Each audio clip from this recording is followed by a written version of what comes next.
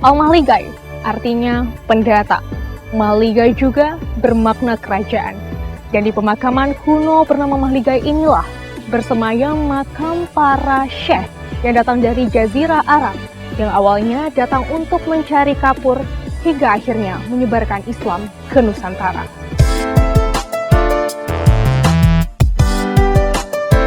Dipagari perkebunan karet dan terletak di atas bukit kecil di Desa Auk Daka, Kecamatan Barus, Tapanuli Tengah, inilah makam Mahligai. Makam kuno yang menjadi sumber catatan sejarah masuknya agama Islam pertama kali di Nusantara sekitar abad ke-7 Masehi. Dan jejak pertama itu dimulai di kota terpencil penghasil kapur bernama Barus. Lalu apa kaitan kapur, Barus, dan masuknya Islam ke Nusantara? Sejarah mencatat pada awal abad Masehi hingga ke abad 7, para pedagang dari India, Arab, dan Cina sudah berdatangan ke Barus untuk mencari salah satu rempah istimewa. Rempah itu adalah kapur yang kemudian termasyhur ke seluruh dunia dengan nama kapur Barus.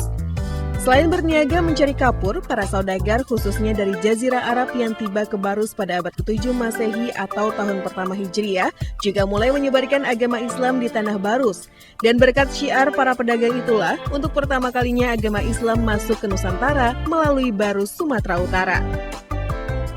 Barus itu dalam beberapa tulisan ahli sudah dikenal 6.000 tahun yang lalu. Walaupun di dalam penuturan persisnya itu bisa dikatakan untold story, tidak persis tanggal berapa dan jam berapa dan tahun berapa. Akan tetapi ke Barus itu datang dari berbagai benua, terutama dari India, dari Arab, kemudian dari Cina, nah kemudian juga dari sejumlah wilayah di Eropa. Nah, mereka datang untuk mencari rempah. Salah seorang aulia atau wali penyebar agama Islam di tanah Barus itu adalah Syekh Rukunuddin. Sang aulia diperkirakan berusia 102 tahun, wafat di tahun 14 Hijriah atau sekitar abad ke-6 Masehi. Tidak jauh dari makam Mahligai terdapat makam bersejarah lainnya bernama makam Papan Tinggi, terletak di puncak bukit yang bisa dicapai setelah menaiki 700 anak tangga. Seorang penyebar agama Islam bernama Syekh Mahmud dimakamkan di tempat ini. Beliau dilahirkan sekitar tahun 34 Hijriah dan diperkirakan wafat pada 829 Hijriah atau 1424 hingga 1426 Masehi.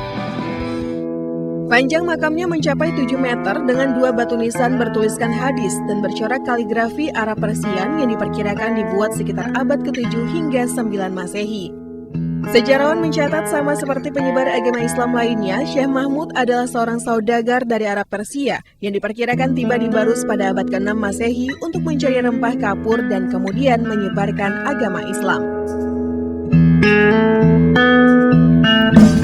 Makam Mahligai dan makam Papan Tinggi di Barus, Tapanuli Tengah hanya satu dari sekian bukti lahirnya sejarah baru di Indonesia bahkan dunia. Dan sejarah itu berawal dari jejak pencarian rempah Nusantara. Jalur rempah Nusantara tidak hanya melahirkan peta perdagangan dan perekonomian dunia. Berawal dari segenggam kapur dari Barus, lahirlah agama baru di Nusantara. Lewat segenggam cengkeh dari Ternate, konflik pun terjadi hingga peperangan pun pecah. Dan lewat aroma rempah itu juga terjadi pertukaran budaya hingga kemudian membentuk Nusantara. Namun sayang, harumnya jalur rempah Nusantara kini hanya sekedar memori dan warisan sejarah dari kehidupan di masa lalu. Dan sejarah itu mulai dilupakan. Padahal lewat sejarah jalur perdagangan rempah itulah identitas bangsa ini terbentuk. Untuk menghidupkan kembali jalur perdagangan rempah Nusantara, pemerintah melalui Kementerian Pendidikan dan Kebudayaan mendaftarkan jalur rempah Nusantara sebagai World Heritage atau warisan dunia ke UNESCO.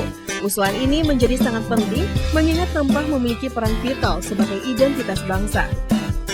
Jalur rempah kita upayakan diakui sebagai warisan budaya dunia UNESCO. Untuk mencapai itu tentu perlu gerakan bersama dari seluruh masyarakat, baik itu komunitas, pemerintah daerah, komunitas internasional, dan juga pemerintah pusat secara bersama-sama. Apabila program jalur rempah berhasil mendapatkan pengakuan UNESCO sebagai warisan dunia seperti angklung, batik, pencaksilat, wayang kulit, serta warisan budaya Indonesia lainnya, maka akan memperkuat diplomasi Indonesia sekaligus meneguhkan Indonesia sebagai poros maritim dunia. Target kita memang bukan sertifikat pengakuan itu, tapi target kita bagaimana ini memberi manfaat tadi. Jadi keuntungannya pasti banyak. Yang pertama, ini bukan kok sebuah gerakan untuk romantisme masa lalu, tetapi ini adalah sebuah upaya. Pertama, membangun paradigma berpikir kita bahwa kita adalah negara yang maritim gitu.